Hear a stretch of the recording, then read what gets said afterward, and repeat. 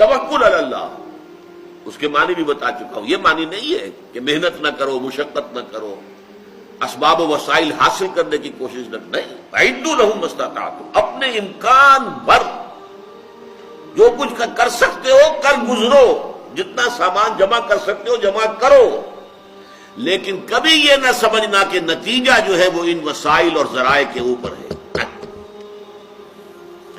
وہ اللہ تعالیٰ کے اختیار میں ہے. وسائل دھرے رہ جائیں گے، کوئی نتیجہ نہیں نکلے گا اگر اللہ کی مرضی نہیں، اور بغیر وسائل کے نتیجہ نکل آئے گا اگر اللہ چاہے. توکل اللہ پر اور راضی برضا اللہ کے ساتھ، اور ان دونوں کو جمع کر دیں تو پھر کہتے ہیں تفویض الامر الی اللہ، اللہ کے حوالے اپنی بات کر دینا. اے اللہ تو کرنا چاہتا. دیکھیے اس کا ایک بڑا باریک نتیجہ نکلتا ہے. ہم دعا کرتے ہیں اللہ یوں کر دے، کیا مطلب ہے؟ ہم اللہ کو پڑھا رہے ہیں، سکھا رہے ہیں؟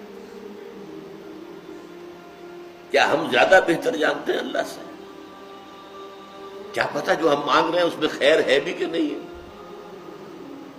اللہ یعلم وانتم لا تعلمون. عسیٰ ان تکرہوا شیئا وہو خیر لکم، اے اللہ ایسا نہ ہو جائے، ہو سکتا ہے اسی میں خیر ہو، اور اے اللہ ایسا ہو جائے، ہو سکتا ہے اس میں شر ہو. شر مانگ رہے ہو. وَيَدْعُو الْإِنسَانُ بِالشَّرِّ دُعَاءَهُ بِالْخَيْرِ. انسان کا حال تو یہ ہے کہ بظاہر تو وہ خیر مانگ رہا ہوتا ہے، حقیقت میں اپنے لیے شر مانگ رہا ہوتا ہے. جو چیز مانگ رہا ہے اس کے حق میں شر ہے، اسے معلوم نہیں ہے. دیکھیے دعا کی نفی ہو جائے گی بالکل.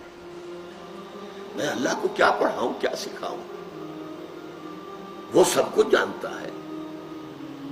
افوض امری الی اللہ، میں اپنا معاملہ اللہ کے حوالے کرتا ہوں. ان اللہ بصیر بالعباد، اللہ اپنے بندوں کو دیکھ رہا ہے، اسے میرے حالات کا علم ہے، میرے مسائل کا علم ہے، میری مشکلات کا علم ہے.